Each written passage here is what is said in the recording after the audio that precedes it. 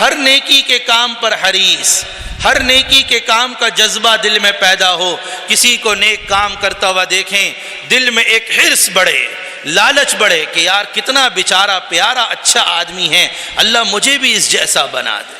کسی کے اندر کیا خوبی ہوتی ہے، کسی کے اندر کیا خوبی، کسی کے اندر کیا خوبی، ہر ایک کی خوبیوں کو تلاش کرو، عیب مت دیکھو کسی کے، ہر ایک کی خوبیوں کو تلاش کر کے ان خوبیوں کو اپنانے کی کوشش کریں۔ آگے چلیے، آپ علیہ السلام نے آگے کیا فرمایا کہ لا تقل اذا اصابک شیء۔ دیکھو دنیا کو اللہ نے ایسا بنایا ہے کہ یہ راحت اور مصیبت کا مجموعہ ہے، یہاں آرام بھی ہے، تکلیف بھی ہے، سکون بھی ہے، مصیبت بھی ہے، رحمت بھی ہے، زحمت بھی ہے، نعمت بھی ہے، نقمت بھی ہے۔ کوئی مجھے دنیا کا ایسا انسان تلاش کر کے بتاؤ جسے کوئی تکلیف نہ ہو، کوئی تلاش کر کے دکھا سکتے ہیں آپ؟ کوئی مصیبت نہ ہو اس پر، کوئی پریشانی نہ ہو، کوئی دنیا کا ایسا انسان نہیں ہے، کوئی انسان نہیں، کوئی انسان نہیں۔ تو یہ بات تو طے ہے کہ اس دنیا میں جہاں خوشیاں ہیں، جہاں نعمتیں ہیں، وہاں مصیبتیں بھی ہیں، وہاں تکلیفیں بھی ہیں۔ جہاں راحت اور آرام ہیں وہیں کچھ نہ کچھ ناگواریاں بھی ہیں، ناخوشگواریاں بھی ہیں۔ ہر کام دنیا میں آپ کی مزاج کے مطابق ہو ایسا تو نہیں ہو سکتا۔ یہ اللہ نے اس جہاں کی اس چیز کے لیے کون سا جہان بنایا ہے؟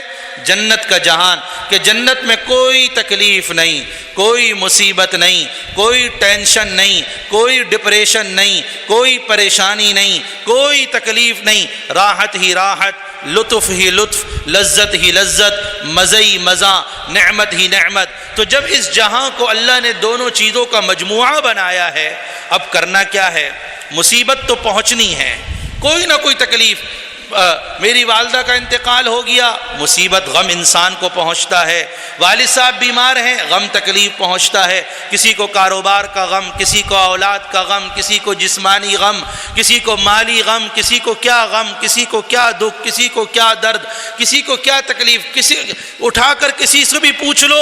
اور آج کل تو اللہ معاف کرے کچھ دور ایسا چل پڑا ہے جس پہ ہاتھ رکھو وہ غموں کی پوری داستان سنا دیتا ہے، مصیبتوں کی پوری داستان سنا دیتا ہے۔ اب کرنا کیا ہے؟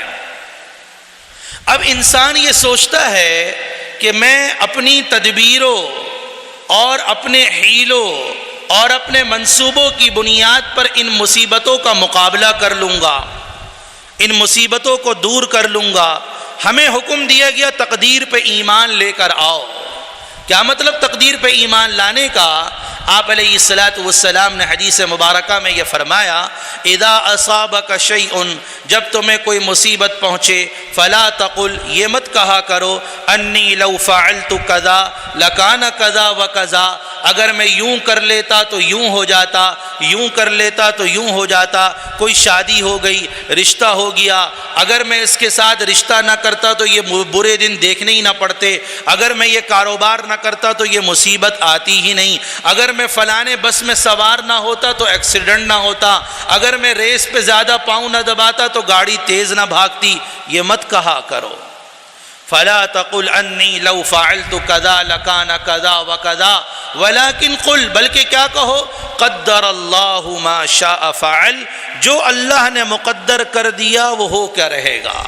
بلکہ کیا بولو، اللہ کی مرضی، اللہ نے ایسے ہی چاہا تو ایسے ہی ہو گیا، یہ اللہ کے چاہنا ہو گیا۔ حضرت علی رضی اللہ عنہ کا قول ہے، عرفت ربی بفسخ العزائم، عزیمت بولتے ہیں مضبوط ترین ارادے کو۔ کیا فرمایا حضرت علی نے؟ میں نے اپنے رب کو پہچانا اپنے مضبوط ارادوں کے ٹوٹنے کے ذریعے سے۔ جب میرے مضبوط ارادے ٹوٹے کہ بس میں نے یہ کام کرنا ہے لیکن وہ کام ہوا نہیں، کیوں نہیں ہوا؟